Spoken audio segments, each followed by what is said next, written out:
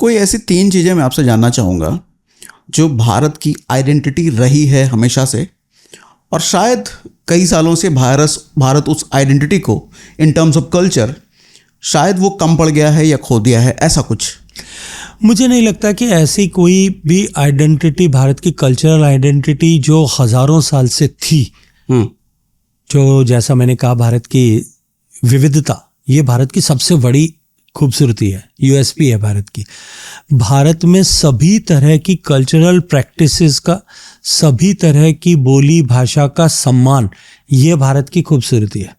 भारत आज नहीं, 2500 साल पहले, आज से आदिगुरु शंकराचार्य एक छोटे से किलाड़ी गांव में से पैदा होकर के वहाँ कालड़ी से केरल से निकल करके 32 साल की उम्र पाने तक, जब देह को छोड़ा तब तक देश के सब कोनों में जाकर के मठ स्थापित करते हैं, पूजा की परंपराओं को स्थापित कर देते हैं और 2500 साल तक उनको आज भी पालन किया जा सकता है। ये भारत की खूबसूरती है। लेकिन काल के प्रवाह में, गुलामी के कालखंड में कुछ ऐसी जो है प्रैक्टिसेस वो डाइल्यूट हुई थी, और उसके साथ साथ में भारत के इस गुलामी और गुलामी के बाद के कालखंड में जिस तरह का सोच डेवलप हुआ था, करा दिया गया था सयाशय, उन सब के चलते हुए जो भारत के प्रति एक सेंस ऑफ प्राइड भारतीयों का ही समाप्त होने लगा था, उसको समाप्त करने में निश्चित रूप से पिछले वर्षों में जो है वो सफलता प्राप्त हुई है। वो क्या एक्टिविटीज़ थी, वो ऐसे क्या काम थे जिसकी वजह से भारत के लिए जो प्राइड था वो खो गया था?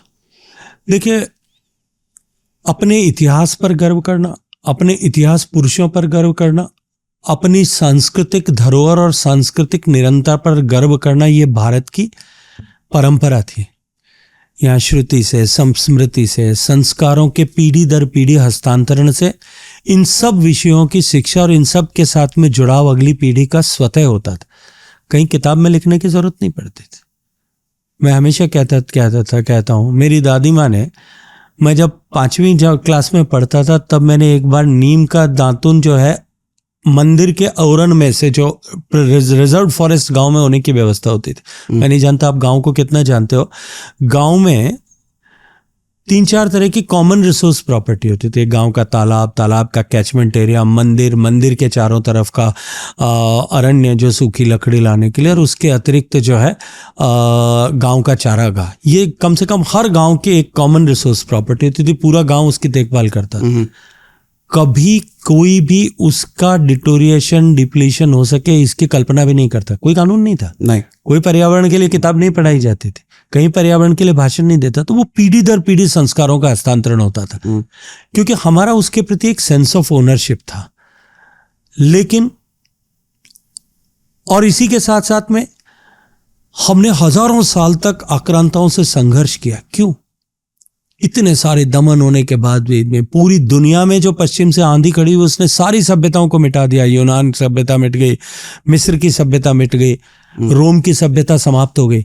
हमारी सभ्यता क्यों बची रही? क्योंकि हम अपने पूर्वजों पर, अपने इतिहास पर, अपने इतिहास पुरुषों पर गर्व करते थे।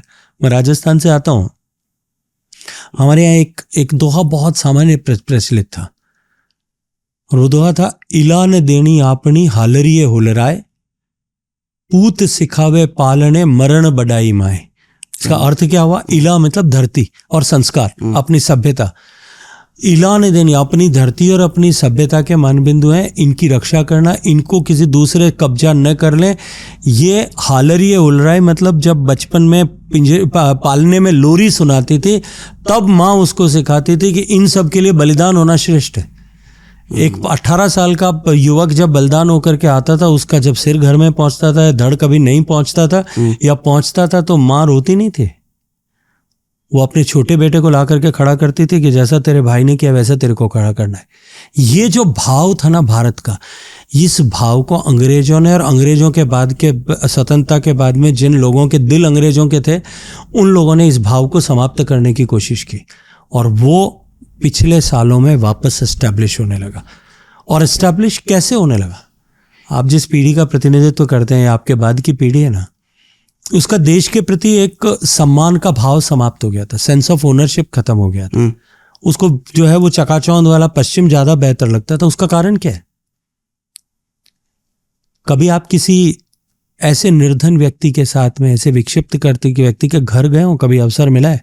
हाँ, जिसके घर में चारों तरफ गंदगी हो, जो महीनों से नहाया नहीं हो, सब तरफ जो है उसके कपड़े मैले कुचैले हों, बर्तन गंदे पड़े हों, चारों तरफ परिवेश में गंदगी हो, बालों में कई महीनों से नहीं नहाने के कारण से जो है कुछ जो कीड़े चल रहे हों, ऐसा चारों तरफ जो है ऐसा दुर्गंध का वातावरण हो, ऐसे व्यक्ति से आप कहाँ जाएंगे तो आपके मन में क्या भाव होगा?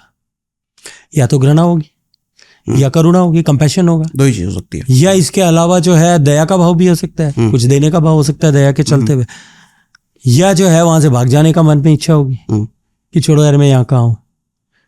सो एग्जैक्टली वैसा ही हमारे भारत की छवि थी।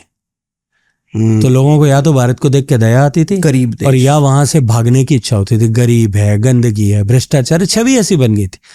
पिछले 12 साल में माननीय प्रधानमंत्री के नेतृत्व में इस छवि को बदलने में कामयाबी मिली, तब आज आप और आपकी पीढ़ी के युवा जो है ना वो भारत भारत करते हुए घूम रहे हैं। तो इसमें मुझे कोई 3 चीज बताइए जो कि ये 12 साल में हुआ है और छवि बदली है। देखिए, आप भारत में स्वच्छता किस खूबसूरती के साथ में बदली है। भारत, कल्पना कीजिए 2014 में 21वीं शताब्दी में आज़ादी को 70 साल हो गए थे, तब तक भारत में 62% परिवारों के पास सामान्य शौचालय की सुविधा नहीं थी। 84% घरों में पीने का पानी नहीं आता था। देश की 12 करोड़ रसोई में गैस का चूल्हा नहीं था। 12 करोड़ रसोई का मतलब 60 करोड़ परिवार लोगों की पॉपुलेशन होती है, उनके पास कुकिंग फ्यूल नहीं था। कल्चर से ज्यादा नेसेसिटी का पार्ट हुआ।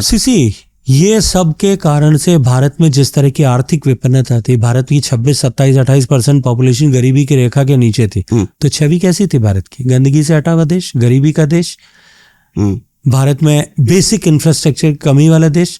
तब आपकी पीढ़ी के लोग क्या सोचते थे कि भारत से भाग जाना चाहिए, श्रेष्ठ क्या है वो है जहां हमको जाना है। एस्पायर किसके लिए करते थे कि हमको दुनिया के दूसरे देश जाना है। आज ये छवि जो बदली है ना, ये एक ही बहुत है, उसको देख करके जो सियाटल में बैठा वो भी देखता है मैं नया स्टार्टअप बना करके भारत में आ जाऊं।